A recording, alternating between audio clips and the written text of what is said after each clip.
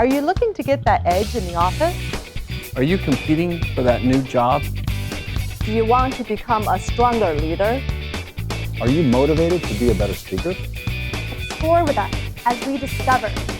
This is Toastmasters. Hi, I'm Keldsen, and welcome to This is Toastmasters. On today's show, we're going to have Jessica Zhang as well as Joyce Young. And Jessica, for the first time ever, will be recording a speech live in our studio. So rather than what we've been doing before, which is watching a speech that's been given previously and then assessing it here during the show, we're actually doing the whole thing in one take tonight. So I hope you really enjoy it. You're going to be excited to hear about Jessica's time in China. And Joyce is going to talk a little bit about her background with Mary Kay. So without further ado, we're going to watch Jessica's speech. Dear fellow Toastmasters, the month of June holds a special place in my heart. It was June 25 years ago that China had her biggest democracy movement in modern history. Young students led the millions of people who took to the streets to fight for China's political reform and democracy. It ended in a tragedy, and many people lost their lives. I consider it my privilege and my most treasured memory to have personally participated in the Chinese democracy movement of 1989. Since the first student demonstrations in April, up until the Tienanmen Square clear-out in June, I am grateful to say that I was there every day to be a witness and a part of that history. Many years have passed. I now live a very different life. But the 1989 democracy movement touched my life and forever changed me. I often ask myself, what was the biggest mark that the movement left on me? Was it my reinforced love for the Chinese people? Was it the lingering sorrow from the loss of my classmate? Was it my decision to seek happiness and freedom in the Western world? I would say yes to all of the above. But I know there was something deeper and more profound. There was a bigger mark on me. After all these years, what I remember the most about the movement was the individuals of all ages, from near and far, who came together to support what very much started out as a student demonstration. We were thought to be college kids who were seeking attention from society and who wouldn't last for more than 3 days. It was the grown-ups of all ages who had the vision and the courage to join us kids, and they made the movement real. They were the people whom society has labeled to be too old or had too much to lose to join a bunch of crazy youth. But they came together and they stood up and they fought for what they believed in. I remember thinking to myself back then, I will grow old one day, but I want to be just like them as I go through every stage of my life. And it was the biggest mark on me. The 1989 Chinese democracy movement left me with a perpetual feeling of youthfulness. Yes, a feeling of youthfulness. A belief that anyone at any stage of their lives is young enough to do great things and to pursue what they believe in. The word youth may not suit my physical age. In fact, my children would outright laugh at me if they know what I'm talking about today. But in my mind, youth is not a period of time in life. It's not just about a perfect appearance and a strong physical body. Youth is a state of mind. you can be youthful at any age. Youth is the willingness to leave comfort and leave what you have in pursuit of greatness and what you believe in. In 1989, I saw youth in the 50-year-old college administrator who put everything he had on the line in order to unlock the college front gate to let the students out. I saw youth in the then premier of China who threw away his political future and risked assassination and entered Tienanmen Square to address the masses against the will of the ruling power. I saw youth in the elderly men who gave each of us a popsicle in the heat of June to show his support. I saw youth in the countless men and women who marched in the streets and went on strikes despite of the fact that they had families to feed. Most of us, thankfully, do not normally face such drastic situations, and we do not normally need to take such big risks. But we have our dreams, we have things that we believe in. Do we put down our doubts and inhibitions to pursue them? Or do we listen to that voice that tells us that we're too old for it?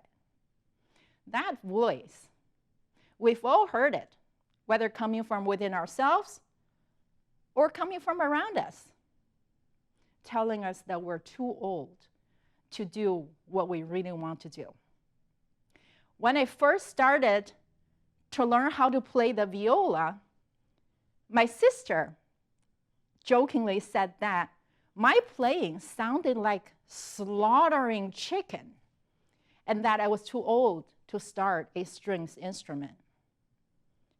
Now, do I listen to that? Or do I continue playing to make that chicken sound a little happier? When I decided to become a certified nutritionist, I told my son, Mom's going back to college. He laughed and said, "That's cool, Mom. Just don't forget your reading glasses." I remember the sense of admiration when I read about former President George Bush Sr., who celebrated both his 75th and his 85th birthdays doing skydiving. But when my husband once said that he might want to try some skydiving, I gave him a firm no, because I couldn't bear the thought that, God forbid, should something happen to him. The voice is all around us, whether we like it or not.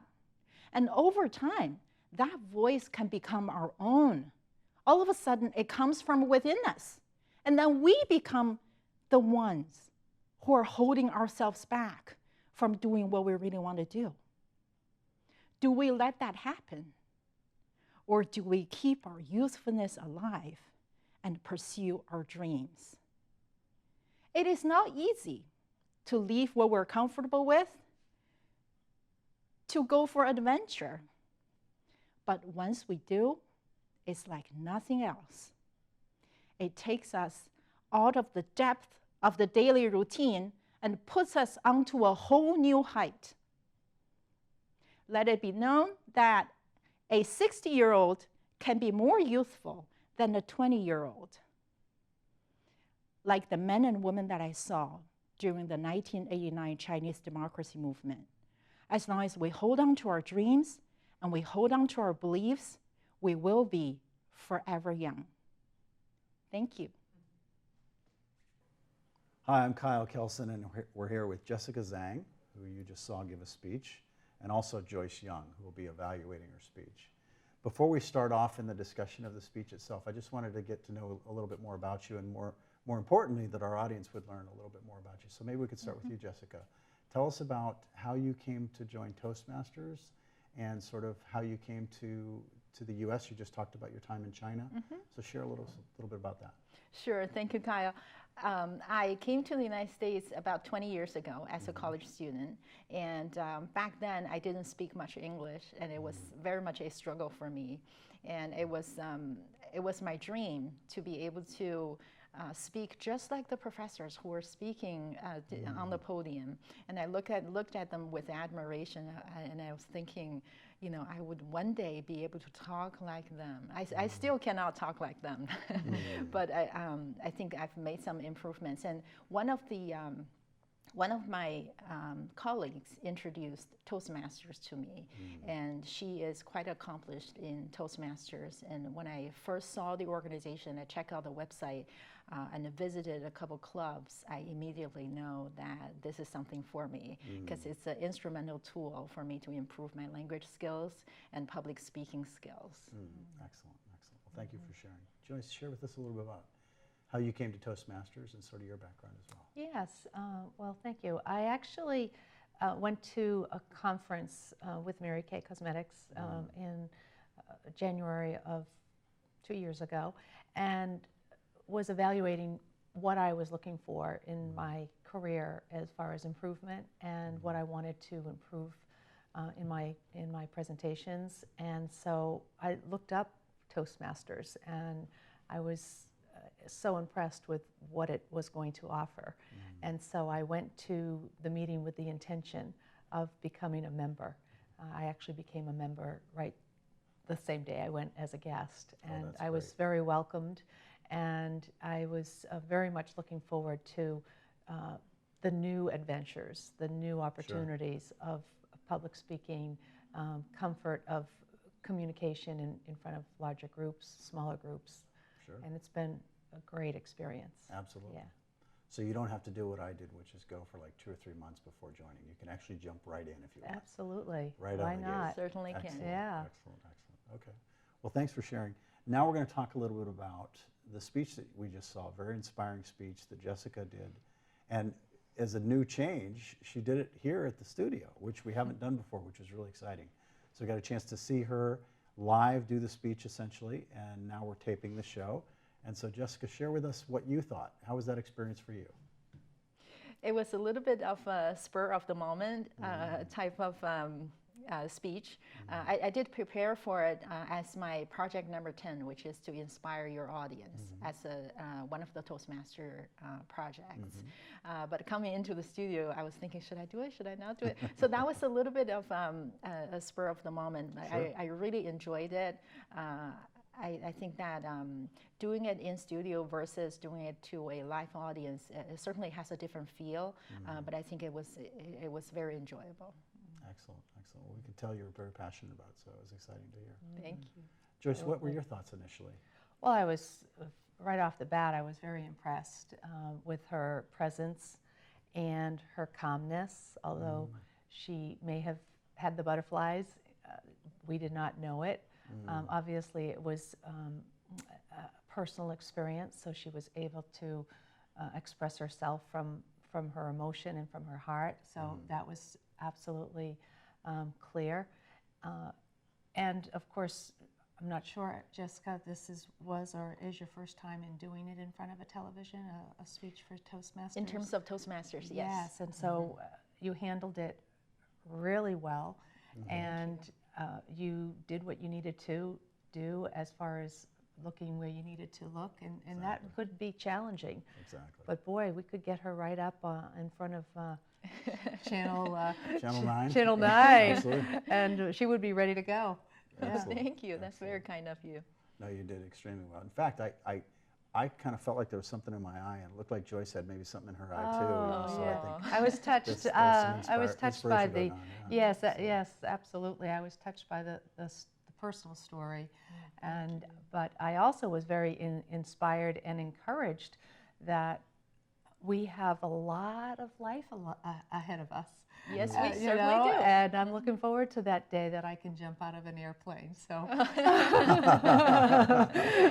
I don't know if it's going to be 75 or 85. but- Right, exactly. Yeah. Do we hear 95? Anybody for 95? Right. No, outstanding.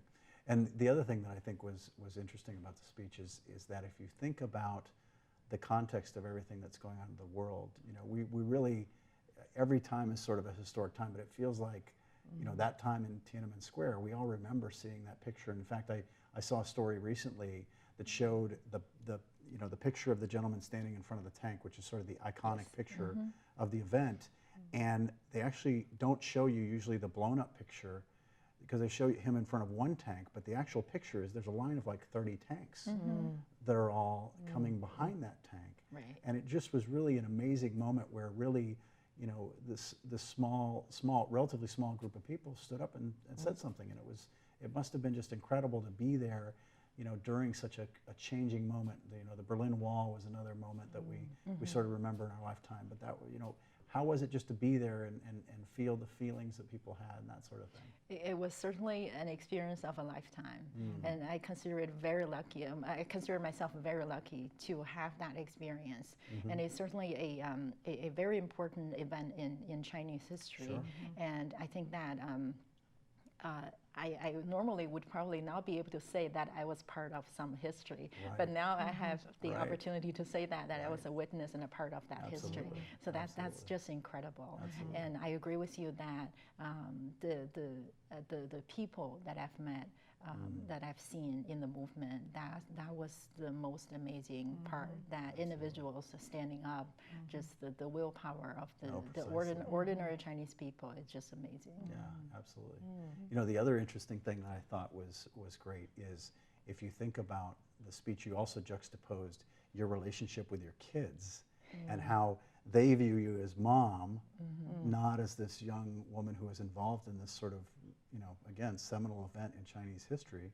And it's really kind of cool to see how we can be those different people in those different roles. Oh, absolutely. I am waiting for the day when they grow up and they can understand a little bit of, you know, what's going on. And I'm waiting for the day that I can tell them, you know, Mom actually did something cool when she was young. Exactly, exactly. And that'll be a good story to tell for sure. So the other thing that occurs to me, and I had this conversation with another one of our guests, is you have a unique situation in that you're coming from one culture going to another culture, and now you probably were amazing in China and able to have very, you know, sort of an excellent speaking manner. You've got a very relaxed voice. You feel very comfortable up there. And then now to take that and move it into another cultural context and a linguistic context. How has that been for you?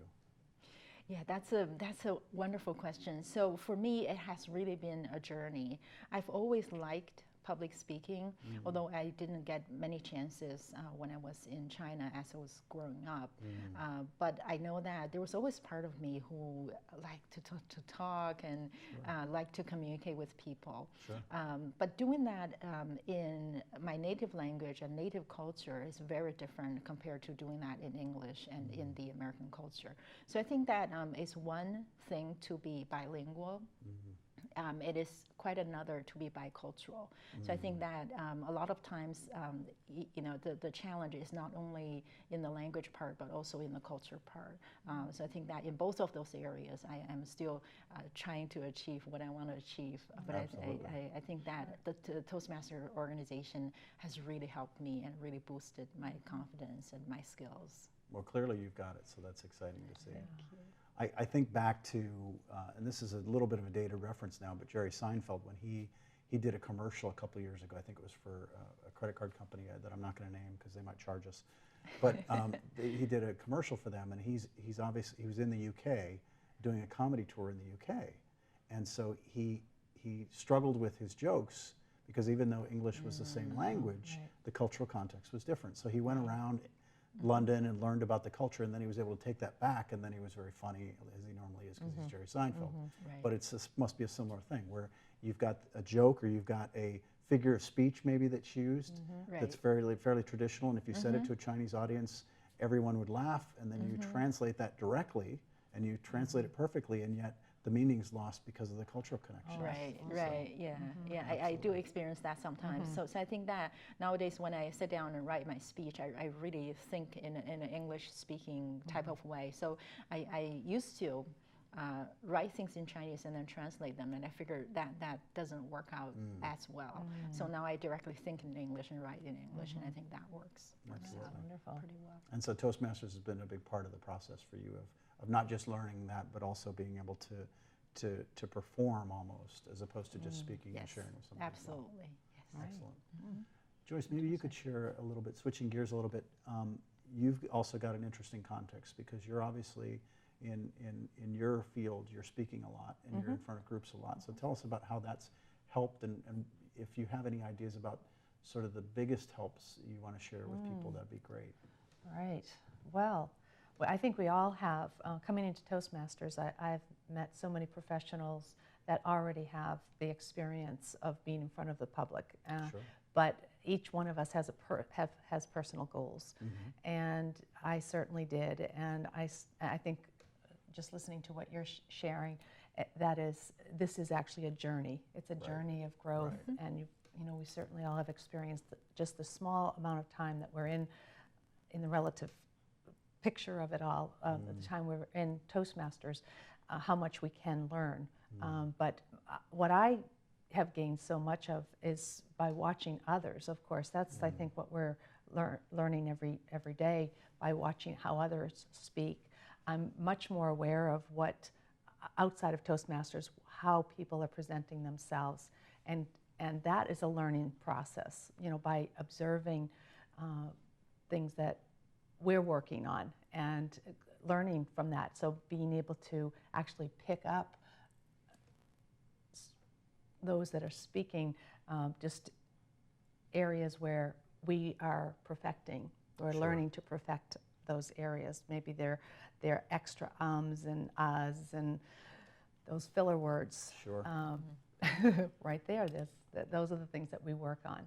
So I am very excited about the future of Toastmasters because I know it's just a continual learning experience. And to compare it to what I do now, it can't be anything more than strengthening my comfort level of being in front of a few people or 1,000 people. Absolutely. Yeah. Absolutely.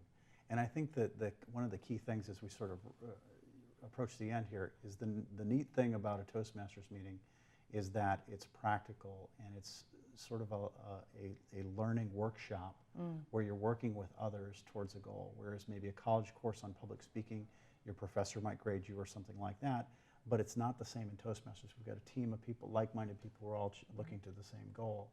And then the other thing that is that you hear some amazing stories from people like Jessica just shared, and we've had some other ones as well, where you're learning, you're being inspired, you're able to pick up things that you wouldn't have been able to pick up otherwise. And it's really been an amazing experience for all of us. So I'm glad you were both able to share that. Any closing thoughts for our audience before we wrap up?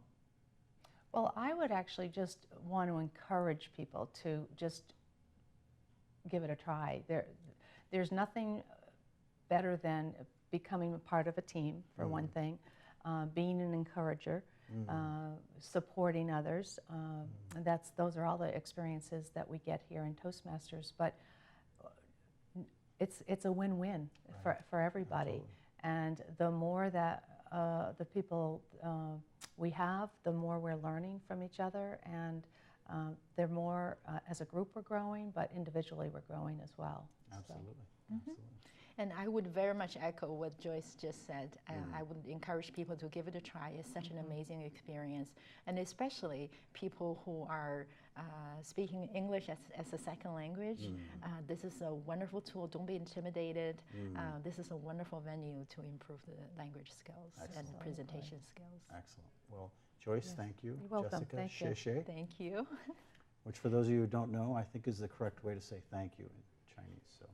All right, that's about it for our show. So thank you very much for joining us today. And we'll see you next time on This is Toastmasters.